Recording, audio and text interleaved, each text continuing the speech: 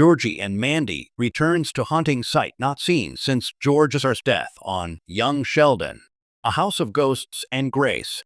Georgie and Mandy's return to the Cooper family home confronts a complicated legacy. Austin, TX, in the sprawling, sun-bleached narrative of Young Sheldon, locations are more than just backdrops. They are silent characters, repositories of memory, and the very soil from which the Cooper family's unique brand of genius and dysfunction grows. For years, one such character has been conspicuously absent, a ghost lingering on the periphery of the story, the original Cooper family home. Now, for the first time since George Cooper Sr.'s tragic death, the series is set for a seismic homecoming, as Georgie and Mandy are pulled back to the property in a pivotal episode that promises to redefine their future by forcing them to confront their past. The news, confirmed by production sources and teased in a cryptic trailer, has sent ripples through the show's dedicated fanbase. The house on Liberal, Kansas is filmed, of course, in Austin's most unassuming street, was the epicenter of the Cooper's world.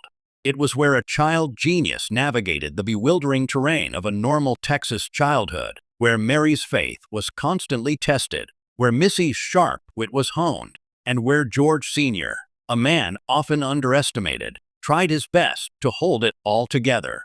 His death in the spin-off's timeline cast a long, permanent shadow over the residence, making its return not just a narrative choice, but an emotional pilgrimage. "You don't just walk back into a place like that," says a source close to the production.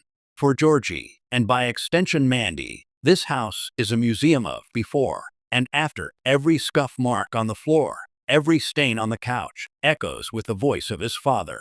Returning isn't about nostalgia. It's about exorcism and perhaps reconciliation. The episode, titled Foundation and Fractures, finds Georgie and Mandy at a critical juncture. Newly married and navigating the turbulent waters of young parenthood and running a burgeoning business, their relationship is a modern-day testament to resilience. Yet, the pressures are immense. Georgie, having stepped into the role of provider and patriarch far sooner than anyone expected, carries the weight of his father's legacy, both the admirable strengths and the cautionary flaws.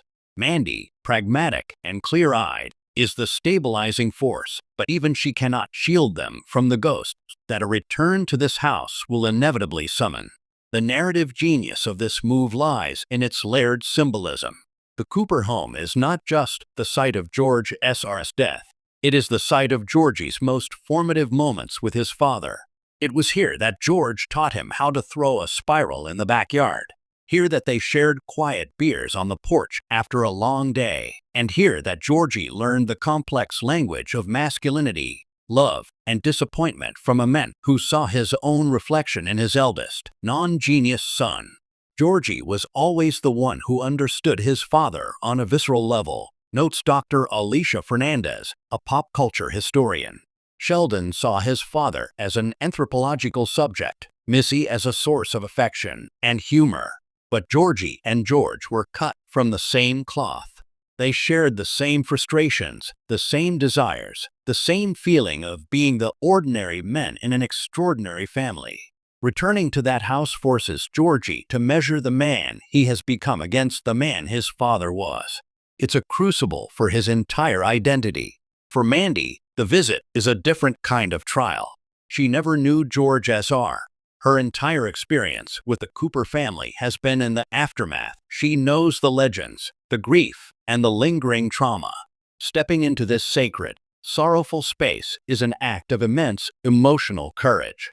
It is her chance to finally understand the complex ecosystem she married into, to see the roots of the man she loves, and to confront the shadow that has loomed over her new family since day one. The production team has gone to great lengths to make the return impactful. The set has been meticulously recreated, but with subtle, telling changes. The familiar living room is slightly dustier, the backyard a little more overgrown, a visual metaphor for a life interrupted and a family scattered. The director of the episode, a young Sheldon veteran, reportedly employed a more muted color palette and intimate, almost claustrophobic camera work to heighten the sense of memory closing in. We wanted it to feel like the house itself is breathing, the director shared anonymously. Every corner holds a memory, and we use the camera to let those memories wash over Georgie and Mandy. It's not about flashbacks, it's about the present-day, emotional impact of a place saturated with the past. The central conflict of the episode arises from the practical reason for their return. A leak in the roof has caused significant damage, and as the executor of the estate, Georgie must decide whether to authorize costly repairs or finally consider selling the property. This mundane domestic crisis becomes a powerful metaphor for their entire situation. Do you patch up the old foundation, or do you tear it down and build something new? This dilemma sparks heated, heartfelt conversations between the young couple. Georgie, gripped by a sense of duty he can't fully articulate, feels a primal need to preserve the structure. Mandy, ever the realist, questions the financial and emotional cost of maintaining a shrine to a pain they are still processing. In these scenes, actors Montana Jordan and Emily Osment deliver career-best performances, their chemistry evolving into something deeper and more raw as they navigate this minefield of grief, legacy, and love. The climax of the episode does not offer a simple resolution. There is no grand, cathartic moment where Georgie breaks down in the living room. Instead, the breakthrough is quieter, more Cooper-like. It happens in the garage, where Georgie finds his father's old toolbox, and in the silent understanding that passes between him and Mandy as they sit on the front porch steps, just as George and Mary once did. In the end, Foundation and Fractures is not about erasing the past, but about integrating it. By returning to the haunting site of their greatest loss, Georgie and Mandy do not lay a ghost to rest. They invite it to take a seat at their new family table.